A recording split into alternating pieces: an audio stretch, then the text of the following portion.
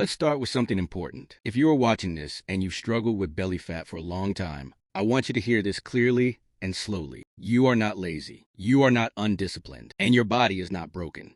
Most people fail to lose belly fat, not because they lack effort, but because they were given the wrong explanation. Belly fat is not random fat.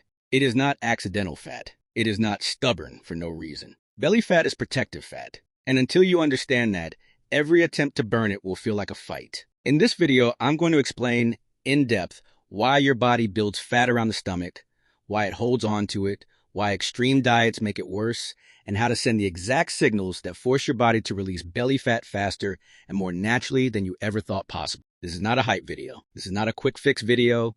This is education. So slow down, listen carefully, and let's reset everything you think you know about belly fat. Your body's number one priority is survival. Not aesthetics, not abs, not flat stomachs. Survival. Every decision your body makes is based on one question. Am I safe right now? When the answer is yes, your body relaxes. When the answer is no, your body stores. And where does it store? The stomach. The abdomen houses your most vital organs, your liver, your intestines, your pancreas. So when your body senses stress, danger, instability, or inconsistency, it builds a cushion right there. That cushion is belly fat. This is why people who are constantly stressed often have more belly fat than people who eat more but live calmer lives. This is why people who sleep poorly struggle with belly fat. This is why people who diet aggressively often lose weight everywhere except their stomach. Your body is not fighting you. It is responding to the signals you send it every single day. Let that sink in. Now let's talk about a pattern you probably noticed. You start losing weight. Your face slims down. Your arms get smaller. Your legs change, but the belly barely moves. This frustrates people, and that frustration leads them to panic. They cut more calories. They add more workouts. They train abs every day. They start skipping meals. And all of that sends one message to the body. We are not safe. So the body holds on to belly fat even harder. This is why belly fat is always the last to go. It is insurance fat. Your body will not release it until it is confident that food is consistent, stress is controlled, and recovery is happening. Aggression delays fat loss. Consistency accelerates it.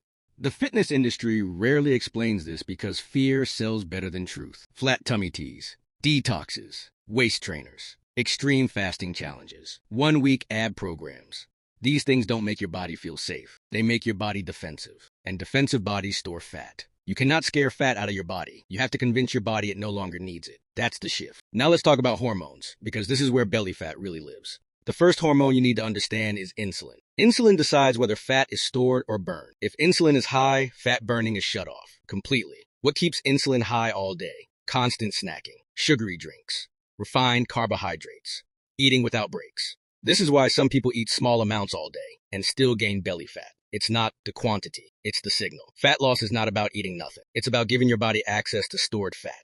And insulin controls access. The next hormone is cortisol, your stress hormone. Cortisol is not bad, you need it. But chronic cortisol is a problem. Emotional stress, mental overload, poor sleep, overtraining, undereating. All of these raise cortisol. And when cortisol stays high, your body stores fat directly in the abdomen. That is not a coincidence. Stress tells your body danger is near, and danger triggers protection. This is why people gain belly fat even when they are barely eating. This is why doing more can sometimes make things worse. Then we have age and hormone shifts. After 30, fat loss changes. Testosterone slowly declines. Estrogen balance shifts. Insulin sensitivity decreases. This doesn't mean fat loss is impossible. It means random effort no longer works. Strategy matters more than intensity. You cannot outwork hormones. You have to work with them. Now let's talk about food, calmly, without fear.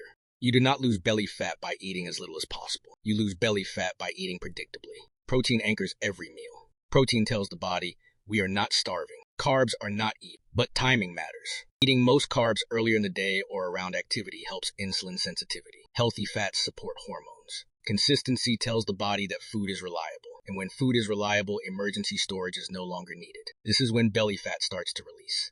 Now training. Cardio burns calories. Muscle sends signals. Resistance training tells your body it needs energy. And the fastest energy source your body has? Stored fat. Walking lowers stress. Overtraining raises cortisol. More workouts is not better. Now let's kill one of the biggest myths. You cannot spot reduce fat. Ab exercises strengthen muscle. They do not burn belly fat. Abs appear when stress drops, hormones stabilize, and fat leaves. Sleep matters more than people want to admit. Less sleep equals more hunger. Less sleep equals higher cortisol. Less sleep equals slower fat loss. Fat loss happens during recovery, not punishment. Exact daily actions that force the body to let go of stomach fat. Step 1. Eat regular meals. Stop starving. This is the first rule and it is non-negotiable. If you are skipping meals, eating once a day, or constantly under-eating, your belly fat will stay. Your body sees starvation as danger.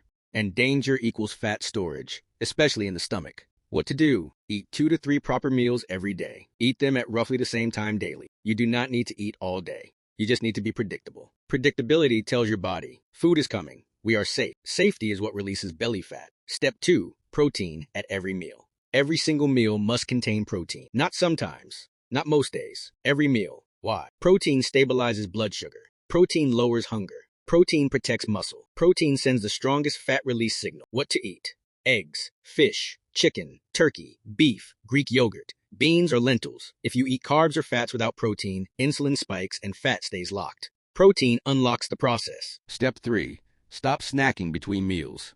This is one of the biggest belly fat blockers. Snacking keeps insulin high all day. High insulin means your body cannot access stored fat. Stop doing this. Eating every 1 to 2 hours. Grazing. Drinking sugary drinks between meals. Do this instead. Eat full meals. Wait 3 to 5 hours between meals. Drink water, tea, or black coffee in between. These gaps are when fat burning actually happens. Step 4. Time your carbs properly. Carbs are not the enemy. Bad timing is. Do this. Eat most of your carbs in the morning or around physical activity. Reduce carbs late at night if belly fat is stubborn. Good carbs: rice, potatoes, oats, fruit, beans. Carbs fuel activity. They should not dominate inactive hours. Step 5. Walk every day. Walking is one of the fastest belly fat release tools. Not running, not extreme cardio. Walking. Why it works. It lowers stress hormones. It improves insulin sensitivity. It signals safety. Target 30 to 60 minutes daily. You can break it into sessions. Walking tells your body we are active, but not threatened. That signal is powerful. Step 6. Strength train 2 to 4 times per week. You do not need daily workouts. You need muscle signals. Muscle tells the body, we need energy. Release stored fat. Do this. Full body workouts. Squats, pushes, pulls, 30 to 45 minutes. Rest days included. More workouts do not mean more fat loss. Better signals do. Step 7. Stop overtraining. If you are constantly exhausted, sore, or struggling to sleep, you are doing too much. Too much exercise raises cortisol. High cortisol stores belly fat. Signs to watch: always tired, strong cravings, poor sleep, no belly fat progress. Fix: reduce intensity, add rest days, replace cardio with walking. Fat loss speeds up when stress goes down. Step 8. Sleep like fat loss depends on it, because it does. Sleep is not optional. If you sleep less than 6 hours regularly, belly fat loss slows down dramatically. Aim for 7 to 9 hours per night. Dark room, phone off before bed. Fat loss happens during recovery, not workouts. Step 9. Control daily stress. You cannot stress your way to a flat stomach. Stress raises cortisol. Cortisol targets belly fat. Daily stress reducers: walking, quiet mornings, breathing exercises, lower caffeine intake, saying no to overload. This is not mindset advice. This is fat loss strategy. What results to expect? If you follow these steps correctly: 7 to 14 days, reduce bloating and waist tightness. 3 to 4 weeks, visible belly fat reduction.